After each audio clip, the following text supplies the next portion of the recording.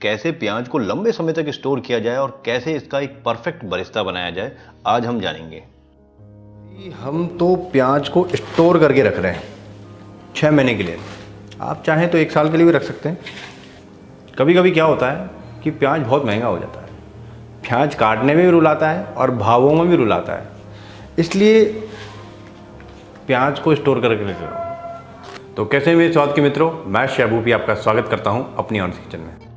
यहाँ पे 1.5 किलो प्याज का इस्तेमाल किया गया है। प्याज गोल गोल लें और ज़्यादा डार्क शेड में ना लें, हल्के से लाइट शेड में होने चाहिए। तो इन प्याज को हम पील कर लेते हैं और पानी में डाल लेते हैं 10 मिनट के लिए। ऐसा करने से जब हम इनको काटेंगे तो हमारे आंखों में से आंसू नहीं आएंगे।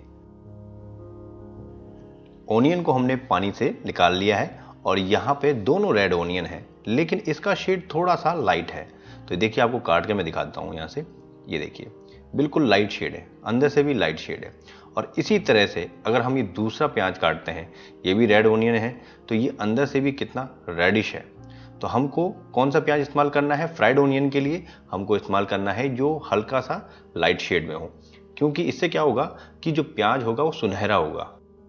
अब बारी आती है प्याज को काटने की। तो प्याज का जो शूट पार्ट होता है, व्हाइट वाला जो पार्ट होता है, आप इस तरह से निकाल सकते हैं। इसको बोलते हैं जीरो वेस्टेज में काम करना। ऐसा बिल्कुल भी नहीं है। प्याज का जो व्हाइट वाला पार्ट है, इसको इस तरह से भी निकाला जा सकता है। प्याज का जो व्हाइट पार्ट है, शूट पार्ट है, ये क्यों निकाला जाता है? इससे लॉक हट जाता है। आपको आगे बताता हूं। अब काटने का तरीका, प्याज को सीधा पकड़ के काटेंगे तो लंबी लंबी स्लाइस निकलेगी इस तरह से। तो ये भी एक तरीका है प्याज को फ्राई करने का। और दूसरा तरीका ये है कि प्याज को लंबा ना पकड़ के इस तरह से छोटा हिस्से में पकड़े, इस तरह से। तो प्याज को काटने का ये भी एक तरीका है। अब बात आती है कि बेस्ट तरीका कौन सा है। तो दोनों प्याज की स्लाइस को इस तरह से फैला लीजिए, इस तरह से। और ये देखिए, जो लेंथ वाइज लंबा लंबा हमने जो काटा था, उसमें प्याज के छोटे छोटे से पार्टिकल्स आएंगे। तो ये तरीका बिल्कुल भी सही नहीं है। प्याज को अगर आपको फ्राई करना है तो छोटा छोटा काटिए, छोटी स्लाइस काटिए इस तरह से। तो अब क्या करना है, इस वाली को कर देते हैं हम साइड में। अब प्याज काटते हैं छोटे छोटे तरीके से।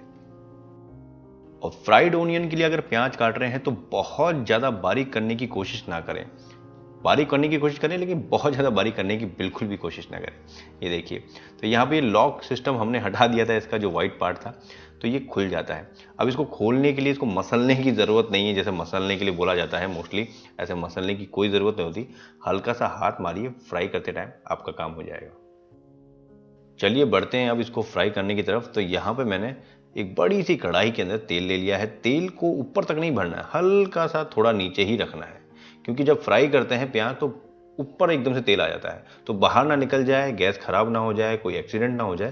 तो प्याज को थोड़ा नीचे रखिए, बर्तन बड़ा रखिए और प्याज को खुला खुला फ्राई करना है।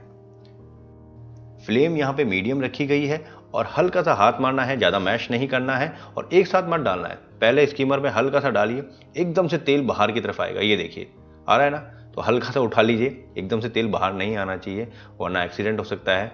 हल्का हल्का डालिए। उसके बाद में जब तेल का टेम्परेचर हल्का सा डाउन हो जाए तो धीरे धीरे करके बाकी प्याज भी डाल दीजिए, लेकिन हाँ, उसी टाइम डालना है। एक बात का ध्यान रखना है कि सारा प्याज एक साथ मत डाल देना, बैचेज में फ्राई करना। मैश नहीं होना चाहिए, आराम से आपका स्कीमर घूमना चाहिए उसके अंदर, क्योंकि अगर एक साथ सारा डाल दिया तो पानी छोड़ देगा प्याज और सेटिंग से फ्राई नहीं होगा। तो यहाँ पे ऑयल के टेम्परेचर को हमने बढ़ा दिया है, क्योंकि ठंडा हो गया ऑयल। और स्कीमर का इस्तेमाल ना करें, क्योंकि स्कीमर काफ़ी बड़ी होती है। आप कोई छोटा स्पैचुला का इस्तेमाल कर लें, क्योंकि जितना बड़ा आपका बर्तन होगा, मतलब हिलाने वाला, स्टीर करने वाला, वो मैश करेगा प्याज को। इसलिए छोटे बर्तन या छोटे स्पैचुला से आप इस्तेमाल करें। प्याज को स्टे करते टाइम हमेशा किनारियों से स्टे करें, क्योंकि आप गौर करना, प्याज हमेशा किनारियों से जलता है, क्योंकि जो किनारियां होती हैं कढ़ाई की वो बहुत गर्म हो जाती है, तो वहां का जो तेल होता है वो बहुत ज़्यादा गर्म हो जाता है, तो प्याज को जलाने लग जाता है। इसलिए कभी भी स्टे करें हमेशा किनारियों से करें, क्योंकि प्याज ज़्यादातर किनारियों से ही जलता है। प्याज को बहुत तेजी से स्टर नहीं करना, हल्के हल्के हाथों से ही स्टर करना है। तो यहाँ पे 10 से 12 मिनट के बाद में ये देखिए प्याज कैसे ऊपर की तरफ तैरने लग गया है। तो यहाँ पे बिल्कुल सावधान हो जाइए। तो यहाँ पे हमने क्या तैयारी कर रखी है, एक पहले से हमने यहाँ पे एक स्टेनर भी रख रखा है। ये देखिए, उसके नीचे बॉल लगा रखा है कि जो एक्स्ट्रा ऑयल होगा वो नीचे चला जाएगा। ये तैयारी है पहले की, क्योंकि यहाँ बहुत ही जल्दी काम होता है। अब जैसे जैसे ये प्याज फ्राई होता जा रहा है, फटाफट से इसका कलर चेंज होता जाएगा। यहाँ पे ऑयल के टेम्परेचर को डाउन कर दीजिए और ये देखिए प्याज कैसे एक तरफ इकट्ठा होने लग गया है।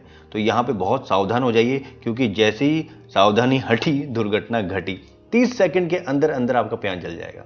और ये देखिए प्याज फटाफट से निकाल दिया है मैंने और स्ट्रेनर में निकाल दिया है। थोड़ा तेजी से हाथ करना है और उसको वहीं पर नहीं छोड़ना है। एक पेपर नैपकिन बिछा दीजिए, वहाँ पे उसको फैला दीजिए। फैलाने से उसको हवा लगेगी और जल्दी ठंडा होगा। फ्राइड ओनियन की कुकिंग कैरी फॉरवर्ड होती है, मतलब कि यहाँ पे प्याज रखा हुआ है फिर भी फ्राई हो रहा है, तो इसको फटाफट से फैला लीजिए। और ये देखिए सेकंड बैच भी हमने डाल दिया, इसको भी फैला लेते हैं और ठंडा कर लेते हैं, वरना इसका कलर चेंज हो जाएगा। तो यहाँ प्याज हमारा ठंडा हो चुका है और ठंडा होने के बाद में प्याज बहुत क्रिस्पी हो जाता है।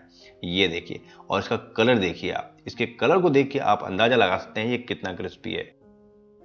अब बारी आती है प्याज को स्टोर करने की। तो किसी भी तसले में या किसी ऐसे बर्तन में जिसके अंदर उसका मुंह चौड़ा हो, जिसकी चौड़ाई ज़्यादा हो, उसमें रख दीजिए। नीचे पेपर नैपकिन लगाना है और ऊपर से भी एक पेपर नैपकिन लगा दीजिए। लेकिन इसको पैक नहीं करना है, पैक कर देंगे तो वो हो जाएगा बिल्कुल गीला गीला सा। किसी भी जाली वाले ढक्कन से इसको ढक दीजिए और जब भी ज़रूरत हो इस तरह से निकाल लीजिए।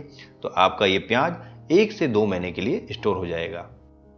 सर्दियों में आप इसका इस्तेमाल 2 महीने तक कर सकते हैं और गर्मियों में 1 महीना ही कर सकते हैं, क्योंकि ऑयल की स्मेल आने लग जाती है। अब 1 साल तक स्टोर कैसे करें? तो 1 साल के स्टोर करने के लिए इस प्याज को ऐसे नहीं रख सकते, इसको रखने का दूसरा तरीका है। तो लंबे समय तक स्टोर करने के लिए हमें इसे किसी वैक्यूम पैक पॉली बैग का इस्तेमाल करना होगा। अगर वैक्यूम पैक पॉली बैग नहीं है तो आप किसी वैक्यूम पैक डब्बे का इस्तेमाल करें, लेकिन वैक्यूम पैक होना चाहिए, क्योंकि वैक्यूम पैक रहेगा तो अंदर नमी नहीं जाएगी, मॉइस्चर अंदर नहीं जाएगा। मॉइस्चर अंदर चला गया तो सारा प्याज खराब हो जाएगा। तो अच्छी तरह से इसको पैक कर दीजिए। इस तरह से सारी हवा निकाल दी और उसके बाद में इसको पैक कर दिया। अब पॉली बैग में डाल रहे हैं तो ध्यान रखना इसके ऊपर कुछ मत डालना, किसी ट्रे में डाल दीजिए और साइड में फ्रीजर में रख दीजिए, मतलब जहाँ पे हम आइस जमाते हैं वहाँ पे इसको रख दीजिए। और जब भी आपको कोरमा, बिरयानी या कोई सब्जी बनानी हो, निकालिए और इस्तेमाल कीजिए। तो हमने यहाँ पे किसी भी तरह का आर्टिफिशियल प्रिजर्वेटिव इस्तेमाल नहीं किया है, तो ये हमारे लिए बिल्कुल हेल्दी है। तो ये किचन के छोटे छोटे हैक्स होते हैं, ये रखेंगे तो आपका काम बहुत आसानी से और बहुत जल्दी होगा। अब बारी आती है इस तेल का इस्तेमाल। जो ऑयल हमने डीप फ्राई के लिए इस्तेमाल किया था, इसका इस्तेमाल कर सकते हैं या नहीं कर सकते हैं? इसका इस्तेमाल कर सकते हैं, लेकिन दोबारा डीप फ्राई नहीं करना है। इसका इस्तेमाल आप सब्जी बनाने में कर सकते हैं या कोई भी ऐसा सामान जिसमें प्याज का इस्तेमाल किया गया हो, तो उसमें आप कर सकते हैं। लेकिन दोबारा डीप फ्राई मत करना। एक बार कर लिया उसके बाद सब्जी ही बनेगी,